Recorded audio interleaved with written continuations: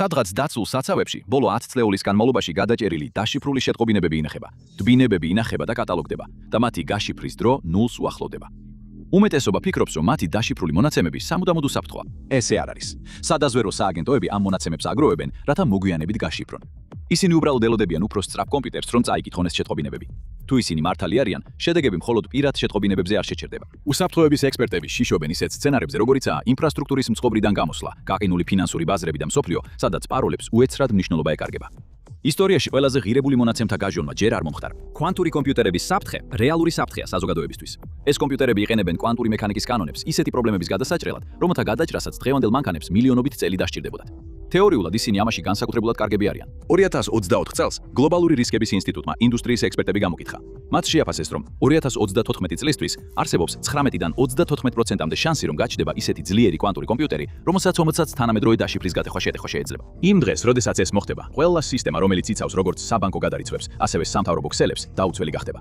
ასე განვითარდება მოვლენები, როცა საათი 0-ს დაარტყამს. როცა დრო 0-ს მიაღწევს, პირველი რაც დაიშლება, იდენტობაა. ყველა დაცული ვებგვერდი, საბანკო აპლიკაცია, პროგრამული განახლება და VPN ციფრულ სერტიფიკატებზეა დამოკიდებული. ესენი ფაქტობრივად ონლაინ პირადობის მოწმობებია, რომლებიც ამტკიცებს, რომ რაღაც ის არის, რადაც თავს წარმოაჩენს.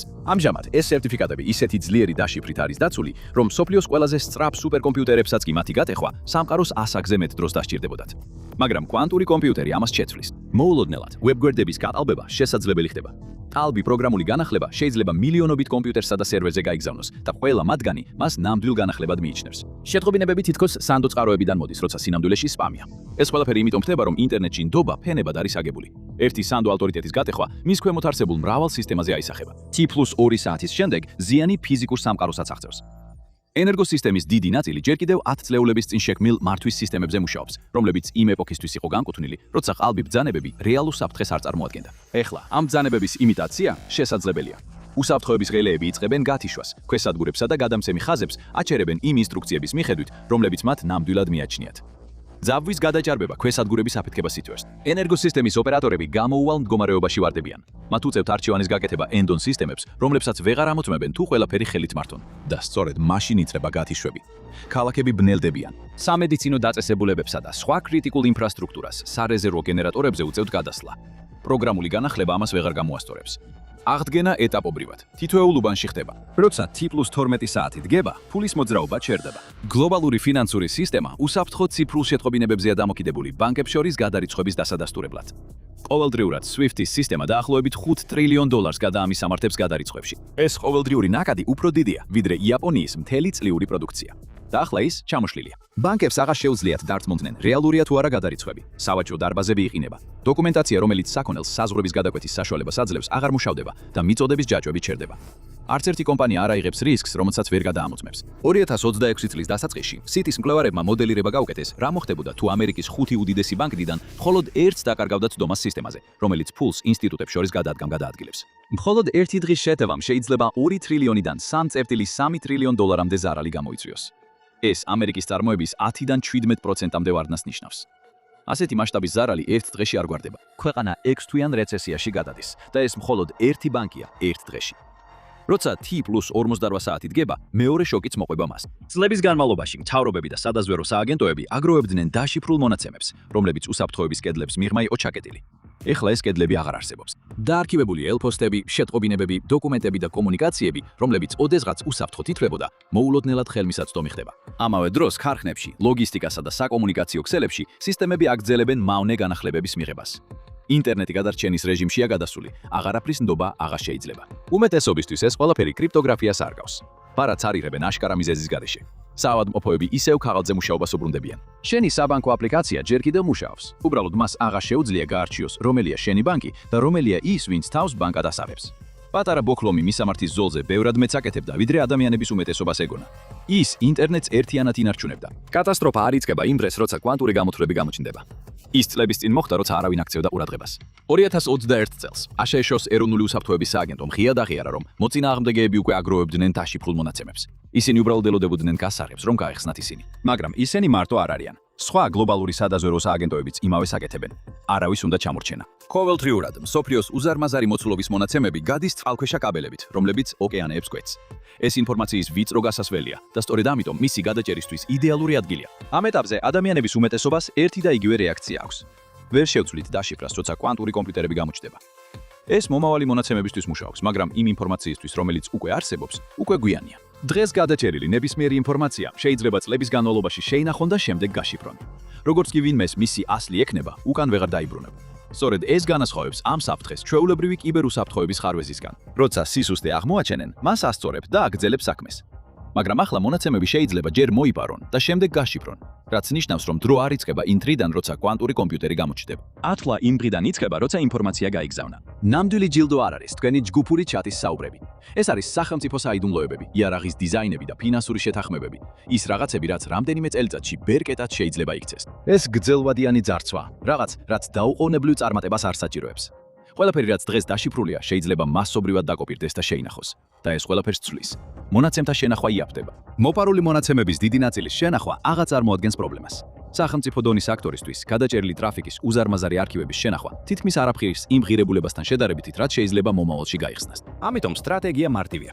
ეხლა ყველაფერი აიღე და შემდეგ გადაწყვეტე, რა ღირებულება აქვს. ამ სისტემების გარეთ არავინ იცის უკვე რა არის შეგროვებული და აშკარა გზაც არ არსებობს ამის გასაგებად, რადგან არაფერი ჩანს დაზიანებული. ყველა მონაცემი ისევ ადგილზეა. მას უბრალოდ სადღაც სხვაგან აქვს უხილავი ასლი. იმის გასაგებად თუ რატომ შეიძლება იყოს ეს მონაცემები საფრთხეში, უნდა გაიგო ის საკეტი, რომელიც მათ დაცვას უნდა უზრუნველყოფდეს. ეს საკეტი ერთ უცნაურ რიცხვობრივ თვისებაზეა დამოკიდებული. აიღე ორი უზარმაზარი რიცხვი და გაამრავლე ერთმანეთზე. კომპიუტერს ამის გაკეთება წამის ნაწილში შეუძლია. მაგრამ როცა პასუხით იწყებ, იმის გარკვევა რომელი ორი რიცხვი ქმნის მას, შეიძლება დაახლოებით 300 ტრილიონი წელი დასჭირდეს. სწორედ ამაზეა დამოკიდებული ინტერნეტის უსაფრთხოება. ეს არის მიზეზი, რატომაც შეგიძლია ვებგვერდზე საკრედიტო ბარათის ნომერი შეიყვანო და ენდო რომ ვერავინ მოიპარავს მას.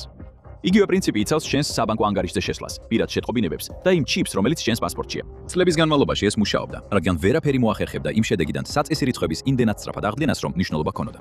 მაგრამ კვანტური კომპიუტერი ამას შეძლებს. არსებობს მეთოდი, რომელიც სპეციალურად ამ მანქანებისთვისაა შექმნილი და რომელსაც შორის ალგორითმს უწოდებენ. ის აკეთებს ერთ რამეს, რასაც ჩვეულებრივი კომპიუტერები ვერასდროს შეძლებდნენ. ის პოულობს დამალულ კანონზომიერებებს ამ გიგანტურ რიცხვებში და შემდეგ იყენებს მათ პროცესის უკან დასაბრუნებლად. პრობლემა იყო რაღაც, რასაც კუბიტები ეწოდება, რაც კვანტური ანალოგია ჩვეულებრივი კომპიუტერის ბიტების. ჩვეულებრივი ბიტებისგან განსხვავებით, კუბიტები წარმოუდგენლად მყიფეა და საჭიროა მათი უზარმაზარი რაოდენობა ერთად მუშაობდეს, რომ კვანტური კომპიუტერის სრული ძალა გამოვავლინოთ. პირველი შეფასებები მიუთითებდა, რომ თანამედროვე დაშიფრისთვის საფრთხის შექმნას 10 მილიონი კუბიტი დასჭირდებოდა. არავის ჰქონდა რამდენიმე ასეულზე მეტი აშენებული. შემდეგ ეს შეფასებები შემცირდა. 2025 წლის მაისში ერთმა მკვლევარმა აჩვენა, რომ ეს საქმე შეიძლება 1 მილიონზე ნაკლები კუბიტით გაკეთდეს. ეს მისი 6 წლის წინანდელი შეფასებისგან 20-ჯერ ნაკლებია. მხოლოდ 1 წლის შემდეგ ეს რიცხვი 100,000-ზე ქვემოთ დაეცა. ეს ყველაფერი არ ნიშნავს, რომ ასეთი სუპერკომპიუტერი უკვე არსებობს. დედამიწაზე არსებული საუკეთესო კვანტური ჩიპები ჯერ კიდევ 100-დან 1000-მდე გამოყენებადი კუბიტით მუშაობს და ისინი კვლავ მყიფე და შეცდომებისკენ მიდრეკილი. IBM-ის ყველაზე დიდი კვანტური კომპიუტერი მხოლოდ 1100-ზე ოდნავ მეტ კუბიტს შეიცავს, რაც ჯერ კიდევ საკმარისი არ არის იმ მასშტაბის დაშიფრის გასატეხად, რაც საჭიროა. ერთი დიდი და სტაბილური კომპიუტერის აშენებას, რომელიც რეალურ დაშიფრას გატეხავს, შეიძლება კიდევ ერთი 10 წლეული დასჭირდეს, მაგრამ ეს მომენტი ნელ-ნელა ახლოვდება. ყველა დაშიფრული მონაცემი, რომელიც ამ საცავებში ინახება, მაშინვე გახდება ხელმისაწვდომი, როგორც კი ეს მანქანა გამოჩნდება. ეხლა კი რაღაც რადიკალური ხდება. მთელი ინტერნეტის საკეტების თავიდან აშენების რბოლა დაიწყო, სანამ საბოლოო კოდის გამტეხი მზად იქნება.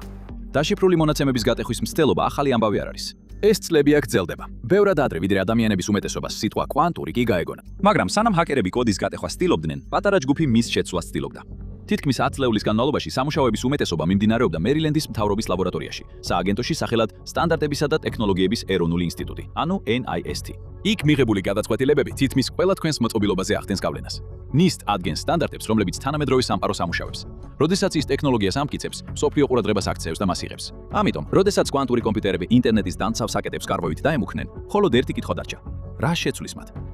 გადაწყვეტილება, რომელსაც NIST-ის ანალიტიკოსები და მკვლევრები მიიღებდნენ, მილიარდობით ადამიანის უსაფრთხოებას განსაზღვრავდა. თუ შეცდებიან, საფრთხის ქვეშ აღმოჩნდება ყველაფერი. თქვენი საბანკო ანგარიშიდან დააცდებული ელექტროენერგიის ქსელით დამთავრებული. 2024 წლის აგვისტოში 8 წლიანი ტესტირების შემდეგ მათ შედეგი წარმოადგინეს. NIST-მა გამოაქვეყნა პირველი დაშიფრის სტანდარტები, რომლებიც კვანტურ კომპიუტერებს გაუძლებს. ერთი სისტემა უსაფრთხო კავშირის დასამყარებლად, მეორე კი იმის დასამტკიცებლად, რომ ეს კავშირი ნამდვილია. სახელები დიდად მიმზიდველი არ არის. ML-Chemy და ML-DISA. მაგრამ ის, რასაც ისინი წარმოადგენენ, ისტორიულია. პირველად ინტერნეტს გაუჩნდა საკეტები, რომლებიც შექმნილია იმ სამყაროსთვის, სადაც კვანტური კომპიუტერები არსებობს. ძველი დაშიფრა იყო თავსატეხი, რომელსაც უკუღმა მუშაობით ხსნიდი. ახალი ტიპი კი აგებულია როგორც მრავალგანზომილებიანი გეომეტრიული ბადე, რომელიც განზრახ დაფარულია მათემატიკური ხმაურით. თუ გასაღები უკვე გაქვს, გზა აშკარაა. თუ არა, შემოკლებული გზა არ არსებობს. შემდეგ გუნდმა შექმნა სარეზერვო ვარიანტი, რომელიც სრულიად განსხვავებულ ამოცანაზეა დაფუძნებული. ეს უზრუნველყოფს იმას, რომ თუ კი პირველი დაშიფრა ოდესმე გათხრება, მსოფლიოს ნულიდან დაწყება აღარ მოუწევს. ტექნოლოგიური სფეროს უდიდესმა სახელებმა უკვე დაიწყეს თავიანთი საკეტების შეცვლა. Google-მა Chrome-ში ახალი დაშიფრა დანერგა. Apple-მა iMessages სისტემა მის გარშემო თავიდან აწყო. Cloudflare-მა, Amazon-მა და Signal-მა ყველამ გადაინაცვლა ახალ სისტემაზე. უმეტეს შემთხვევაში ისე, რომ მომხმარებლებს არაფერი შეუმჩნევიათ. ახლა კი მთავრობები აქცევენ ყურადღებას. 2022 წლის ASHES-ის კანონმა დაავალა ყველა ფედერალურ სააგენტოს მოძებნონ თავიანთი ძველი დაშიფრა და დაიწყონ მისი შეცვლა. საბოლოოდ 2035 წელი. ფინანსურმა სამყარომ იგივე შეტყობინება მიიღო, როდესაც მისი მთავარი უსაფრთხოების ჯგუფი ბანკებს ურჩევდა, რომ ცვლილება ახლავე დაეწყოთ და არ დაელოდათ. თუმცა ამას გაფრთხილებაც ახლავს. რამდენიმე წლის წინ ერთ-ერთი ყველაზე პერსპექტიული ახალი მეთოდი, ალგორითმი, სახელად ფსიქი, სრულიად საიმედო ჩანდა. შემდეგ კი ორმა მკვლევარმა ის მთლიანად გატეხა. არა კვანტური კომპიუტერით, არამედ ჩვეულებრივი კომპიუტერით. და ამას მხოლოდ 1 საათი დასჭირდა. გაკვეთილი ის იყო, რომ არც ერთი საკეტი არ რჩება სამუდამოდ გაუტეხავი. სწორედ ამიტომ ყველაზე თანამედროვე სისტემები ახლიდან იქნება სხვა იდეის გარშემო, მოქნილობის. როდესაც შემდეგი გარღვევა მოხდება, მათ სურთ, რომ დაშიფრის შეცვლა ისეთივე მარტივად შეძლონ, როგორც საბურავის გამოცვლა. ეს გლობალურ საგანგებო მდგომარეობას ჩვეულებრივ პროგრამულ განახლებად აქცევს. მაგრამ უკეთესი საკეტის გამოგონება არასდროსი ორთული ნაწილი. რთული ის არის, რომ ძველი შეცვალო, რადგან ინტერნეტი ერთი მანქანა არ არის. ეს მილიარდობით მოწყობილობაა, მილიონობით სერვერი, 10 წლეულების განმავლობაში შექმნილი პროგრამული უზრუნველყოფა და ინფრასტრუქტურაა, რომელიც ასეთი მასშტაბური ცვლილებისთვის არასდროს ყოფილა განკუთვნილი. ხოველი ტელეფონი, თითოეული ბრაუზერი, ბანკი, სატელიტი, ელექტროსადგური და სამთავრობო სისტემა უნდა გაიაროს ეს გადასვლა. და სწორედ აქ იწყებს ეს ყველაფერი დაშლას. ყველაფერზე ერთდროულად ამ ცვლილების განხორციელება არის ყველაზე მასშტაბური იძულებითი განახლება კომპიუტერული ტექნოლოგიების ისტორიაში. მხოლოდ ASHES-ს მთავრობა ელოდება, რომ 7.1 მილიარდი დოლარი დაიხარჯება მხოლოდ სამოქალაქო სისტემების განახლებისთვის. ეს რიცხვი არ მოიცავს სამხედრო და სადაზვერო სააგენტოებს. თუ იგივე სამუშაოს გავარცელებთ პლანეტის ყველა ბანკზე, საავადმყოფოსა და ენერგოკომპანიაზე, სერიოზული შეფასებები $1 ტრილიონ კი აჭარბებს. შედარებისთვის, მთელი Y2 case გაწმენდა 1990-იანი წლების ბოლოს დაახლოებით 300-დან 600 მილიარდ დოლარამდე დაჯდა. ეს უფრო მასშტაბურია ვიდრე მაშინ. მაგრამ ფული ყველაზე მცირე პრობლემაა. მთავარი სირთულეები ფიზიკურია.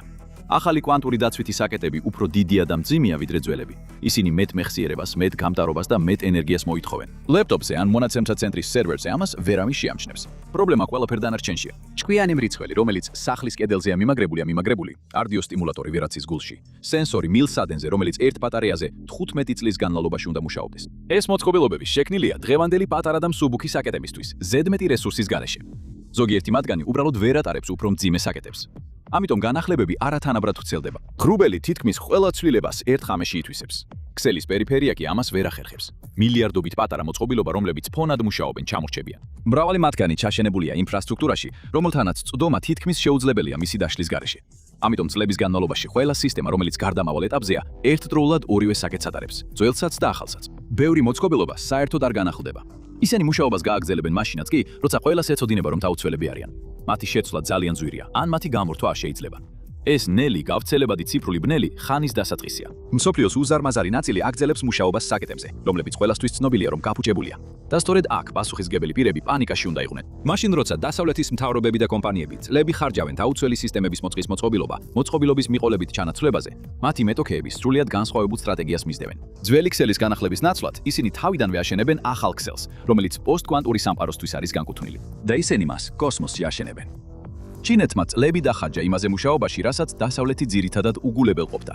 არა უკეთეს კოდზე, არამედ თავად ფიზიკაზე. ამ მიდგომას კვანტური გასაღების გადანაწილება ეწოდება და ის მთლიანად ცვლის პრობლემის არსს. წლების განმავლობაში დაშიფრა ეკრდნობოდა მარტივ ვარაუდს, რომ გარკვეული მათემატიკური ამოცანები ძალიან რთულია ამოსახსნელად. მაგრამ რთული არ ნიშნავს შეუძლებელს. საკმარისად ძლიერი კომპიუტერი ყოველთვის შეძლებს ამ განტოლების შეცვლას. კვანტური გასაღების გადანაწილება სხვა მიდგომას იყენებს. მათემატიკურ ამოცანაზე დაყრდნობის ნაცვლად ის ფიზიკის კანონებს ენდობა. დაშიფრის გასარევს ატარებენ სინათლის ინდივიდუალური ნაწილაკები და კვანტური მექანიკის მიხედვით ამ ნაწილაკებიდან ერთის გაზომვის პროცესი აუცილებლად არღვევს მას. იმ წამსვე, როგორც კი ვინმე გასაღების გადაჭერას ცდილობს, ის უკან ტოვებს მტკიცებულებასლებას, ანაბეჭდს. მიხურადება თავის თავს ამ ხელს. 2025 წლის მარტში ჩინელმა მეცნიერებმა გამოიყენეს თანამგზავრი სახელად ჯინან F, რათა ამ გასაღებებიდან ერთი გაეზიარებინათ პეკინის მახლობლად მდებარე სადგურსა და სამხრეთ აფრიკის რესპუბლიკაში კეიპტაუნის მახლობლად მდებარე სადგურს შორის დაახლოებით 8000 მილის დაშორებით. მიწაზე ჩინეთმა აგრეთვე ააშენა დაახლოებით 1200 მილის სიგრძის სპეციალური კვანტური ქსელი, რომელიც პეკინსა და შანხაის შორის უსაფრთხო ობიექტებს აკავშირებს. უკვე დაგეგმილია მეტი თანამგზავრი, რაც სისტემას კიდევ უფრო გააფართოებს. მაშ, რატომ არ გადადის ყველა უბრალოდ ფიზიკაზე და არ ივიწყებს პროგრამულ გამოსავალს? იმიტომ რომ ეს პროგრამული განახლება არ არის. პროგრამული განახლება მარტივი. განახლებას აწვევი და მილიარდობით მოწყობილობა F5-ში ახალ დაშიფრის სტანდარტზე გადადის. კვანტური გასაღების გადანაწილება ასე არ მუშაობს. მისი უსაფრთხოება მოდის ფიზიკური სამყაროდან, სპეციალურად შექმნილ ქსელებში მოძრავი ფოტონებისგან. მას სჭირდება სპეციალური აპარატურა, სპეციალური ოპტიკური ბოჭკოს ხაზები ან პირდაპირი კავშირი თანამგზავრთან. ეს ყველაფერი უნდა ააშენო. და სწორედ ეს არის განსხვავება. მხოლოდ რამდენიმე ქვეყანას შეეძლება თავისი ყველაზე სენსიტიური კომუნიკაციების დაცვა ფიზიკის კანონებით. დანარჩენები კი დარჩებიან ღია ინტერნეტში, პროგრამული უზრუნველყოფის განახლებასა და სისტემების გაუმჯობესებაში, იმ იმედით, რომ ეს იმუშავებს. უსაფრთხოება ხდება რაღაც, რისი შეძენაც შეგიძლია ან ვერ შეგიძლია. და ეს ყველაფერი უკავშირდება ერთ შეცდომას, რომელიც 10 წლეულების ლების წინ იქნა დაშვებული. ნახევარი საუკუნის განმავლობაში ციფრული უსაფრთხოება ეფუძნებოდა ერთ მარტივ ფაქტს, გამოთვლების შესახებ. ზოგიერთი პრობლემა მარტივია შესასრულებლად, მაგრამ უკიდურესად რთული დასაბრუნებელია საწყის მდგომარეობაში. ჩვენ ავაშენეთ მთელი ონლაინ სამყარო რწმენაზე, რომ ზოგიერთი კარი პრაქტიკულად სამუდამოდ იყო ჩაკეტილი. შეცდომა იყო იმის დაჯერება, რომ ეს ყოველთვის ასე იქნებოდა. ეს პრობლემები არასდროს ყოფილა ნამდვილად შეუძლებელი. ისინი მხოლოდ იმ ტიპის კომპიუტერისთვის იყო შეუძლებელი, რომლის აშენებაც ჩვენ ვიცოდით. კვანტური კომპიუტერი უბრალოდ თქვენი კომპიუტერის უფრო სწრაფი ვერსია არ არის. ის სრულიად განსხვავებულ წესებზე მუშაობს. და სწორედ ამ კონკრეტულ პრობლემებზე ეს წესები საშუალებას აძლევს მას პირდაპირ გაიაროს იმ კარებში, რომლებიც ჩვენ ჩაკეტილად გვეგონა. ჩვენ ჩვენი ტექნოლოგიის საზღვრები ბუნების კის კანონებად მივიჩნიეთ. ეს გავდა ქალაქის აშენებას მიწის ძვრის ხაზზე, რომლის არსებობაც არავის იცოდა. წლების განმავლობაში მიწა სრულიად მყარი ჩანდა, სანამ არ დაიძრა. და სწორედ ამიტომ ვერც ერთი პროგრამული განახლება ამ პრობლემას სრულად ვერ გადაჭრის. ახალი საკეტები დაგვეხმარება. შეიძლება 10 წლეულების განმავლობაშიც კი დაგვიცვას, მაგრამ ონლაინ ნდობა არასდროს ყოფილა მუდმივი. ციფრული სამყარო იცვლება და როცა საფუძვლები იცვლება, უბრალოდ საკეტებს არ ცვლი. შენ თავიდან აშენებ იმ სტრუქტურას, რომელიც მათზე დგას. რადგან ყოველი პაროლი, ყოველი ციფრული ხელმოწერა ერთსა და იმავე კითხვაზეა დამოკიდებული. როგორ დაამტკიცებ ვინ ხარ, როცა ძველი დამადასტურებელი მექანიზმები აღარ გამოდგება? ვერ დაამტკიცებ. ახალი ციფრული სამყარო უკვე ყალიბდება და მისი პირველი მსხვერპლი ისაა, რასაც დღეში 12 ჯერ იყენებ. პაროლი. ის ერთ დღეში არ გაქრება, მაგრამ ეს ისაა, რაზეც მარტო ვერ დაეხტნობი. მას ფიზიკური რამ ჩაანაცვლებს. გასაღები, რომელსაც მიადებ ან შეაერთებ, თითის ანაბეჭდი ან სახე. აპარატურული გასაღები, რომელსაც ტელეფონს შეაერთებ ან მიადებ. უკვე ხედავ, როგორ ვრცელდება ფასკიები Google-ში, Apple-ში და სხვა დიდ პლატფორმებზე. იმის დამტკიცება ვინ ხარ ღრუბლიდან ისევ ფიზიკურ სამყაროში ბრუნდება, სადაც შეგიძლია შეეხო. ეს ცვლის იმას, თუ საერთოდ რას შეიძლება მისცოდნენ შეტევები. ეს სისტემები ახლა ქვეყნის მასშტაბით ვრცელდება. ქვეყნები იღებენ ძველმოდურ ანალოგურ სარეზერვო საშუალებებს, განზრახ მარტივ მოწყობილობებს, რომლებსაც ათასობით მილის დაშორებიდან ვერ გატეხავ. ესტონია, რომელიც თითქმის მთელ თავის მთავრობას ონლაინ მართავს, უკვე ინახავს სახელმწიფო ჩანაწერების სრულ ასლებს დაცულ სერვერებზე, საზღვარგარეთ და ოფლაინ რეჟიმში, რასაც მონაცემთა საელჩეს უწოდებს. ეხლა სხვა მთავრობებიც იღებენ ამ იდეას. დანარჩენებისთვის ცვლილება თავიდან უმნიშვნელოდ მოგოჩვენება. დამატებითი დაჭერა შესასვლელად, მოწყობილობა, რომელსაც უწევ თვალყურის დევნება მოგიწევს. ეს დამატებითი ნაბიჯია უკეთესი უსაფრთხოების სანაცვლოდ. მაგრამ ეს უფრო დიდი რაღაცის დასასრულია.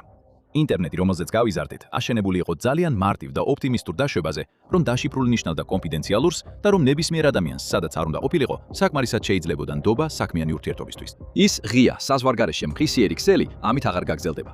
მის ადგილს იკავებს უფრო დაცული, უფრო დანაწევრებული და უფრო ფიზიკურ სამყაროში დაფუძნებული სისტემა. ის კომფორტს გადარჩენის სანაცვლოდ თმობს. სხვა არჩევანი არ არსებობს. საიდუმლოებები, რომლებიც დღეს არის დამალული, კვლავ გაჟონავს და გაიხსნება დიდი ხნის შემდეგ, რაც ჩვენ მათ დავივიწყებთ. ზოგი იმ დროისთვის უსარგებლო იქნება, ზოგი კი აუცილებელი. ამ ყველაფერში იმედის თხელი ძაფი არსებობს. შეიძლება შევძლოთ ციფრული საკეტების შეცვლა, სანამ საბოლოო კვანტური კომპიუტერი მოვა. მაგრამ ის დრო, როცა ციფრულ ნდობას თავისთავად მივიღებდით, დასრულდა. აქედან მოყოლებული კონფიდენციალურობა და დამოწმება ნაგულისხმევი აღარ არის. ეს ის საკითხებია, რომლებიც მიზანმიმართულად უნდა ჩავაშენოთ ყველაფერში, რასაც ვქნით. რწმენა იმისა, რომ საკეტები უბრალოდ გაძლებდა, აღარ არსებობს. მიუხედავად ჩვენი ყველა საუკეთესო მცდელობებისა, ონლაინ სამყარო ყოველთვის მოწყვლადი იყო. მაგრამ რა მოხდება, როცა ეს სისუსტეები იმ მასშტაბით იქნება გამოყენებული, როგორიც აქამდე არასდროს გვინახავს? გაიგეთ ამის შესახებ ისტორიაში ყველაზე მასშტაბურ ინტერნეტ შეტევაში.